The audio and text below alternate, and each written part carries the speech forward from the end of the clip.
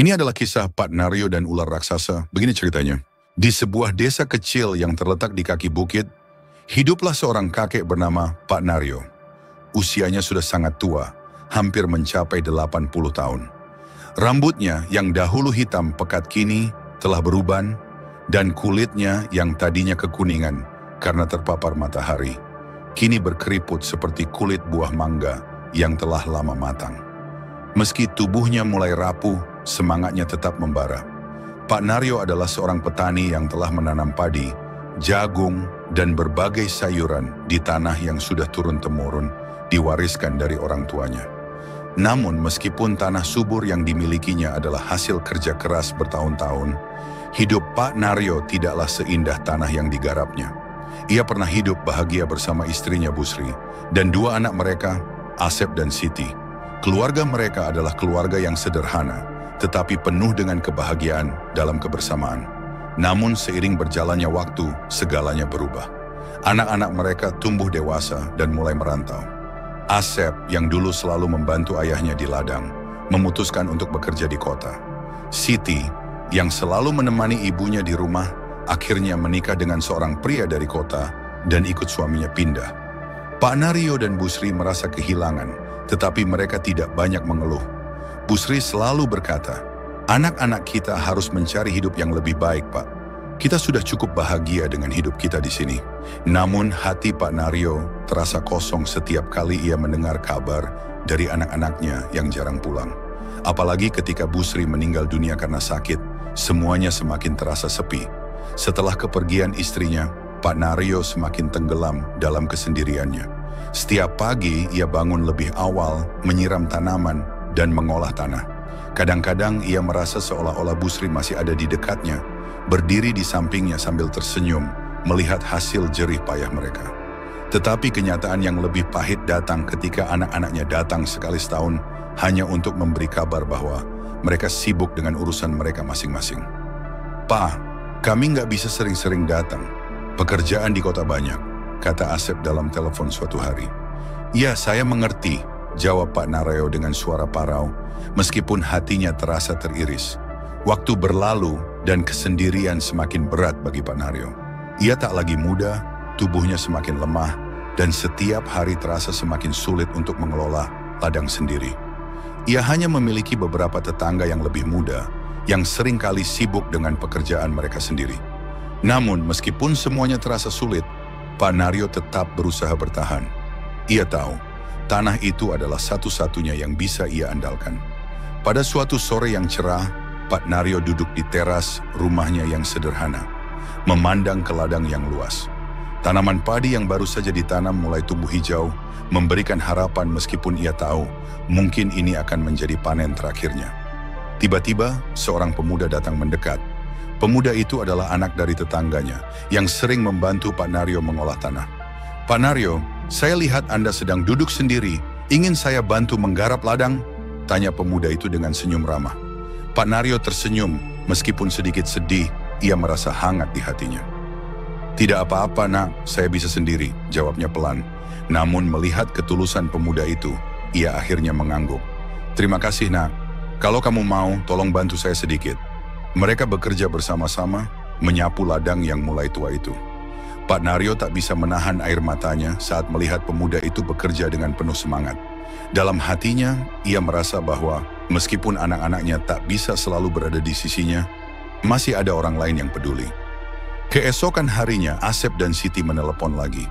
Mereka mengatakan bahwa mereka akan mengunjungi Pak Naryo pada akhir pekan ini.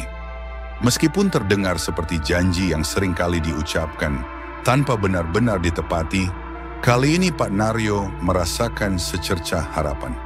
Ia tahu bahwa meskipun anak-anaknya jarang pulang, mereka masih mengingatnya. Pak Naryo mengakhiri harinya dengan doa yang tulus. "Ya Tuhan, semoga anak-anakku tetap sehat dan bahagia. Aku mungkin sudah tua, tetapi aku masih punya tanah ini, dan aku masih bisa memberi manfaat bagi orang-orang di sekitarku. Terima kasih untuk setiap hari yang diberikan." Dengan berjalannya waktu, Pak Naryo mulai menerima kenyataan bahwa hidup memang penuh dengan perubahan. Meski anak-anaknya tidak selalu ada di sisinya, ia merasa tidak sepenuhnya sendirian. Ia belajar bahwa kasih sayang bisa datang dari berbagai arah. bahkan dari orang-orang yang tidak pernah ia duga sebelumnya. Pada akhirnya, Pak Naryo sadar bahwa dalam kehidupan, meskipun kita bisa merasa ditinggalkan, selalu ada harapan yang bisa kita pegang. Seperti benih yang ditanam di tanah, yang perlahan tumbuh menjadi sesuatu yang indah. Pak Naryo, seorang petani tua yang tinggal sendirian di sebuah desa terpencil, telah melalui hidup yang penuh dengan kesedihan dan kehilangan. Setelah kematian istrinya, Bu Sri, dan anak-anaknya yang merantau ke kota, ia merasa hidupnya kosong dan penuh sunyi. Setiap hari, ia bangun pagi-pagi untuk merawat ladang padi yang luas, meskipun tubuhnya semakin lelah dan rentan.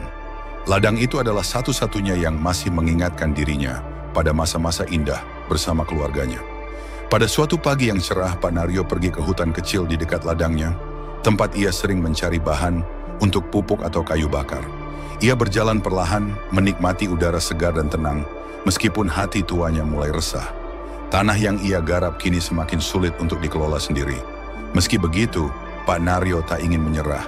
Ia tahu tanah itu adalah warisan dari orang tuanya, dan ia bertekad untuk merawatnya sampai akhir hayat. Namun, hari itu sesuatu yang tak terduga terjadi. Saat ia berjalan menuruni sebuah lembah kecil di hutan, tiba-tiba ia mendengar suara desisan yang sangat keras.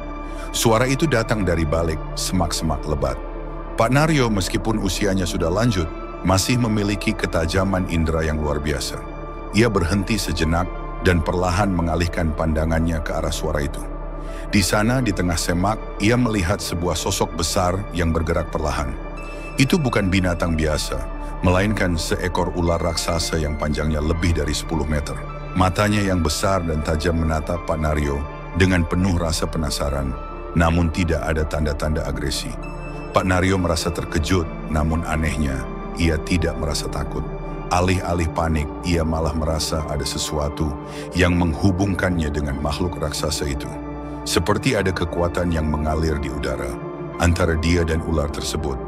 Ular itu perlahan mendekat dan dengan gerakan yang sangat hati-hati mengangkat kepalanya seolah menanyakan sesuatu. Apakah kamu sedang mencari sesuatu, nak? Ujar Pak Naryo, terheran-heran pada dirinya sendiri. Ia tidak tahu mengapa ia berbicara seperti itu kepada seekor ular, namun kata-kata itu keluar begitu saja. Ular itu tidak menyerang. Sebaliknya, ia merunduk sedikit seolah-olah mendengarkan. Pak Naryo, yang merasa tidak ada pilihan lain, duduk di dekat ular itu dan mulai berbicara lebih banyak. Aku sudah lama merasa kesepian. Anak-anakku tak pernah pulang. Istriku sudah tiada. Aku hanya punya ladang ini, tetapi aku sudah terlalu tua untuk menggarapnya sendiri. Ular itu kemudian bergerak lebih dekat, dan dengan gerakan lembut melilitkan tubuhnya di sekitar Pak Naryo, membawanya naik dengan sangat hati-hati. Pak Naryo merasa tubuhnya terangkat, seolah-olah ia terbang, meskipun ia tahu bahwa ia sedang dililit oleh ular tersebut. Ada perasaan hangat yang aneh menyelimuti tubuhnya, seolah-olah ular itu merawatnya. Dengan hati-hati, Pak Naryo membawa ular itu ke gubuknya. Pak Naryo memberi nama ular itu Bima. Meski Bima tidak bisa berbicara, ia tampak mengerti apa yang Pak Naryo katakan. Kadang saat Pak Naryo bekerja di ladang, ketika malam tiba, Bima melingkar di depan gubuk, menjaga Pak Naryo dari hewan liar. Kehadiran Bima mengubah hidup Pak Naryo. Ia tidak lagi merasa kesepian. Orang-orang desa awalnya takut pada Bima, tetapi setelah melihat kebaikannya, mereka menerima keberadaan ular itu. Namun suatu hari datanglah sekelompok pemburu yang mendengar tentang ular raksasa itu. Mereka berniat menangkap Bima untuk dijual.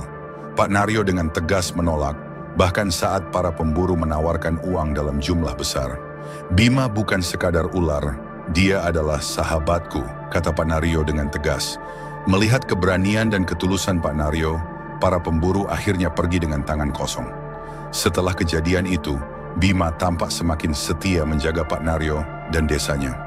Tahun-tahun berlalu dan Pak Naryo semakin tua. Suatu pagi, ketika matahari mulai terbit, ia duduk di beranda gubuknya sambil mengelus kepala Bima. "Terima kasih, Bima. Kau telah menjadi sahabat terbaikku," bisiknya.